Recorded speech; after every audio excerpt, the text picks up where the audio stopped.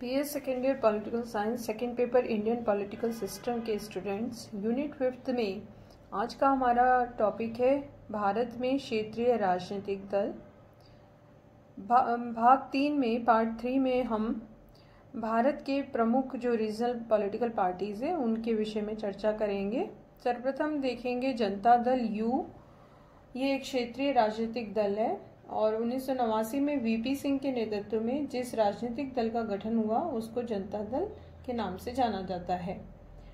1989 से 2000 के वर्षों में इसमें विभाजन, विलय और पुनः विभाजन की प्रक्रिया होती रही और आज की राजनीति में जनता दल यू उसका उत्तराधिकारी दल है। इसके अध्यक्ष शरद यादव रहे और अक्टूबर-नवंबर 2005 में बिहार विधानसभा चुनाव में नीतीश कुमार के नेतृत्व में इस पार्टी को काफी बहुमत हासिल हुआ और नीतीश कुमार ने बिहार में सरकार का गठन भी किया। ये दल जनतांत्रिक गठबंधन का एक घटक दल भी है और बिहार में इस दल ने धीरे धीरे सभी वर्गों और संप्रदायों के साथ मिलते हुए निरंतर व्यवस्था और विकास के मार्ग पर ये आगे बढ़ने का प्रयास किया है।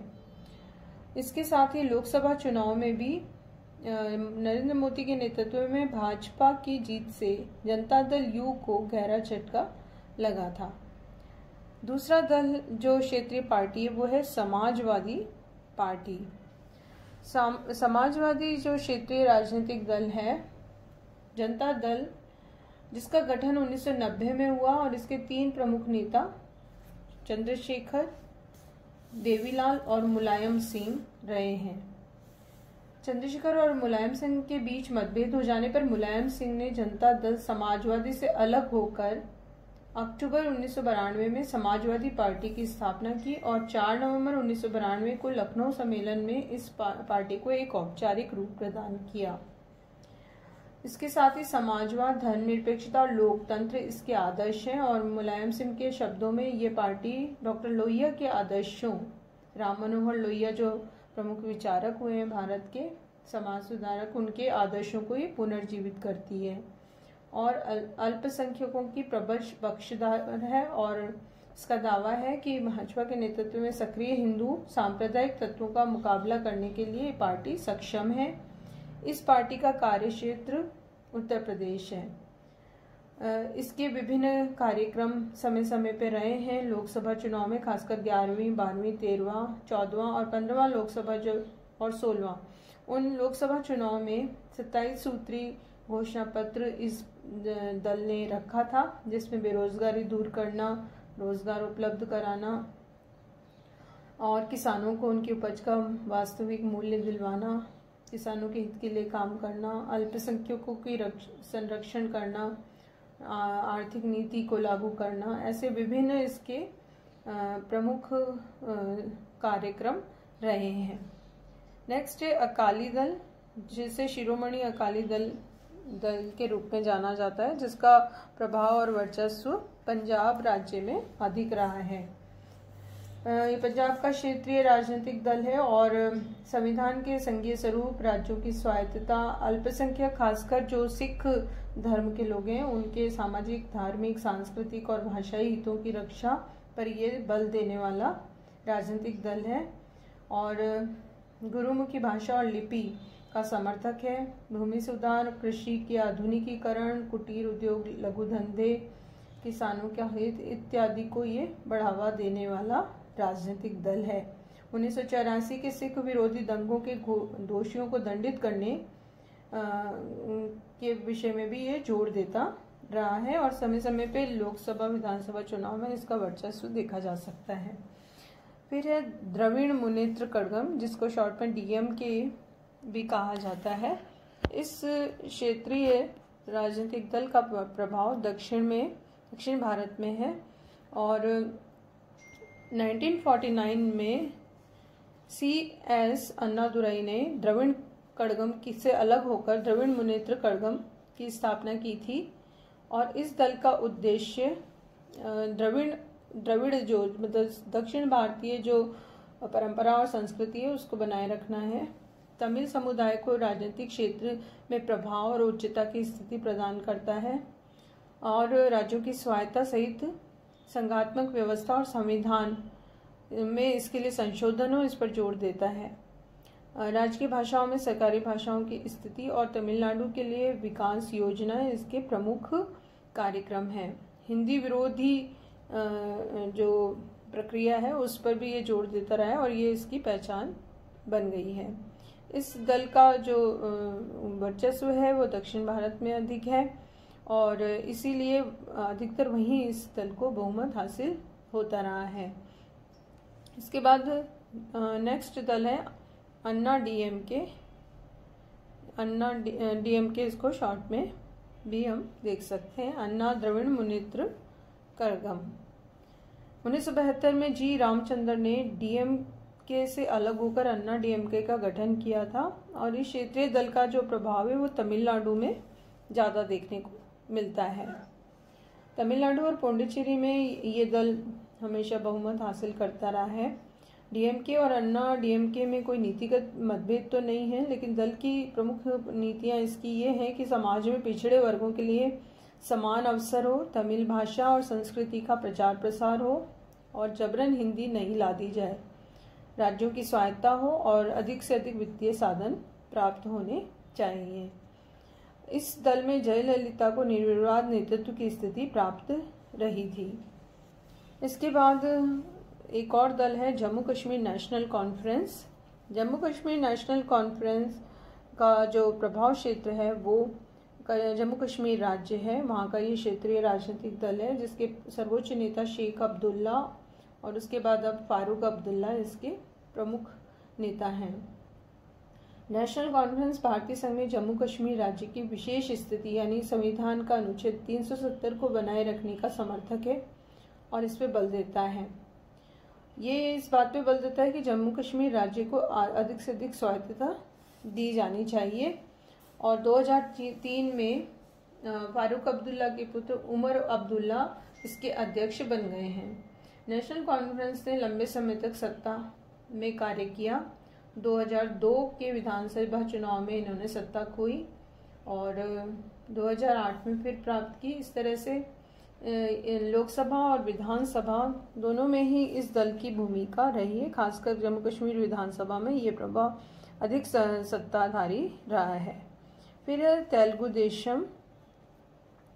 तेलुगु देशम आंध्र प्रदेश का एक क्षेत्रीय राजनीतिक दल है और 1982 में इस दल की स्थापना की थी जिसके संस्थापक अध्यक्ष थे एन.टी. रामाराव। तेलुगु भाषा के समाचार पत्र ई नाडु के संपादक रामोजी राव और पी. उपेंद्र ने इसमें भूमिका अदा की और जब ये स्थापित हुआ तो उसके बाद चुनाव में तेलुगु देशम का एक प्रमुख नारा भी रहा तेलुगु आत्मगौरव की रक्षा। तेलुगु देशम गुटबाजी से भी प्रभावित रहा और एन.टी. आर के जीवन में ये दो भागों में बंट गया था और उनकी मृत्यु के बाद दो गुट इसके नाम मिले। वो थे तेलुगु देशम नायडू गुट और दूसरा था तेलुगु देशम पार्वती गुट। 11वीं लोकसभा चुनाव में इसको काफ़ी लोकप्रियता भी मिली। जनता और चुनाव आयोग ने भी नायडू गुट को तेलुगु देशम का उत्तराधिकारी माना है। इसके बाद है तृणमूल कांग्रेस। तृणमूल कांग्रेस पश्चिमी बंगाल का क्षेत्रीय राजनीतिक दल है और इसकी प्रमुख नेता ममता बनर्जी हैं। ममता बनर्जी पश्चिमी बंगाल में कांग्रेस दल की सबसे अधिक जुझारू नेता रही और मार्क्सवादी दल और पश्चिमी बंगाल की मार्क्सवादी सरकार का विरोध उनकी राजनीति का प्रमुख अंग रहा है और विरोध और पश्चिमी बंगाल के समस्त निर्धन जन का हित ये इस दल का प्रमुख बिंदु है कार्यक्रम का। ममता बनर्जी का हमेशा ये आक्रोश रहा है कि कांग्रेस दल का एक भाग मार्क्सवादी सरकार का आवश्यक सक्रिय विरोध नहीं करता। 1998 के प्रारंभिक दिनों में ममता बनर्जी ने फिर कांग्रेस को छोड़ा और उसके बाद तृणमूल कांग्रेस की स्थापना की। इसके नीति उद्देश्य कार्यक्रम एक सूत्रीय रहे हैं और उस जो वामपंथी मोर्चा या मार्क्सवादी दल है उसका पश्चिमी बंगाल में उसका सत्याच्युत सत्ता से हटाकर अपनी सरकार का इसने गठन किया है। तृणमूल कांग्रेस ने अपने लक्ष्य की प्राप्ति के लिए कभी भाजपा के साथ और कभी कांग्रेस के साथ गठबंधन की नीति को भी अपनाया है। इसे काफ़ी सफलता उस समय 2007 में नहीं मिली, 2008 में इसको थोड़ी सफलता मिली और 15वीं लोकसभा चुनाव में इसको कई सीटें प्राप्त हुई। ये एक जो दो विधानसभा चुनाव है पश्चिमी बंगाल के, वहाँ पर ये दल काफ़ी प्रभावपूर्ण रहा है और ममता बनर्जी काफ़ी जुझारू नेतृत्व के रूप में देखी जाती हैं। फिर नेक्स्ट है राष्ट्रीय जनता दल। बिहार का ये क्षेत्रीय राजनीतिक दल है और 1997 में लालू प्रसाद यादव और शरद यादव इन्होंने जनता दल का अध्यक्ष पद प्राप्त करने की कोशिश की और इसमें फिर विभाजन की स्थिति पैदा हुई। लालू यादव ने जनता दल से अलग होकर जिस दल का गठन किया उसे राष्ट्रीय जनता दल के नाम से जाना जाता है। इसका प्रमुख नारा रहा सामाजिक न्याय की स्थापना करना। बिहार में 1989 में इसका काफ़ी वर्चस्व रहा। 2004 में भी ये काफ़ी प्रभावपूर्ण रहा। 14वीं लोकसभा चुनाव में राजद, कांग्रेस और पासवान की लोक जनशक्ति पार्टी का आपसी गठबंधन हुआ और फिर विधानसभा चुनाव में 2005 में ये गठबंधन टूट गया। तो ये बिहार में हम इसको ज़्यादा प्रभावपूर्ण क्षेत्रीय राजनीतिक दल के रूप में जहाँ देखते हैं, जो कि काफ़ी बहुमत प्राप्त करके सरकार गठित करता रहा है। नेक्स्ट है शिवसेना। महाराष्ट्र दादर नगर हवेली का ये क्षेत्रीय राजनीतिक दल है। महाराष्ट्र इसका प्रमुख कार्य क्षेत्र है और शिवसेना एक हिंदुत्ववादी पार्टी है और महाराष्ट्र में कई बार भाजपा के साथ ये गठबंधन कर चुकी है। शिवसेना भाजपा गठबंधन 1988 में रहा। 1994 में भी हम इस तरह की स्थिति देखते हैं। अभी हाल में वर्तमान में वहाँ पे कांग्रेस के साथ शिवसेना के गठबंधन की सरकार चल रही है। इसी तरह से नेक्स्ट जो दल है वो है बीजू जनता दल। उड़ीसा का ये क्षेत्रीय राजनीतिक दल है जिसके प्रमुख नेता नवीन पटनायक रहे हैं। बीजू पटनायक के नाम से दल बना और उड़ीसा में 1997 में दो स्थितियां बनी थी। एक तो कांग्रेस दल के जन समर्थन में कमी आना और दूसरा विपक्षी दलों जनता दल में भारी गुटबंदी होना। उड़ीसा में जनता दल का एक बड़ा भाग जनता दल से अलग होकर नवीन पटनायक के नेतृत्व में जिस दल का उन्होंने गठन किया उसे बीजू जनता दल के नाम से जाना जाता है। उड़ीसा का विकास करना इसका प्रमुख कार्यक्रम है, नारा है और 97 से 98 और 2000 तक इस दल ने भाजपा और राजग के साथ मिलकर गठबंधन के आधार पर मिलीजुली सरकार की स्थापना में काफ़ी भागीदारी निभाई है। और इसी तरह से 17वीं लोकसभा चुनाव में 2019 में बीजू जनता दल को 12 सीटों पर विजय मिली और विधानसभा में भी इसे 147 सीटों में से 112 सीटों पर सफलता मिली। फिर है लोक जनशक्ति पार्टी। नवंबर 2000 में जनता दल के विभाजन के परिणाम स्वरूप रामविलास पासवान के नेतृत्व में एक राजनीतिक दल गठित हुआ लोक जनशक्ति पार्टी के नाम से, जिसका प्रमुख नारा है दलित उद्धार करना और दलितों और पिछड़ों के आरक्षण के लिए कार्य करना ताकि दलित, पिछड़ों, अल्पसंख्यकों, कमजोर वर्गों को अन्य समाज के वर्गों के समान लाया जा सके। अल्पसंख्यक और महिलाओं के हितों के लिए काम करना, जनसंख्या पर नियंत्रण करना, ये भी इसके प्रमुख कार्यक्रम रहे हैं। 16वीं 17वीं लोकसभा चुनाव में इस पार्टी ने राजग के साथ जुड़कर चुनाव में हिस्सा लिया और दोनों बार 6 स्थानों पर सफलता इसे प्राप्त भी हुई। फिर है तेलंगाना राष्ट्रीय समिति।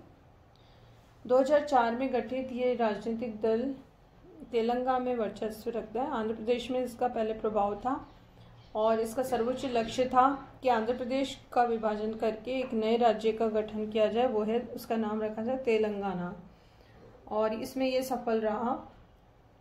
15वीं लोकसभा चुनाव में यह पार्टी पृथक तेलंगाना की मांग कर रही थी और तेलंगाना में इसके काफ़ी जन समर्थन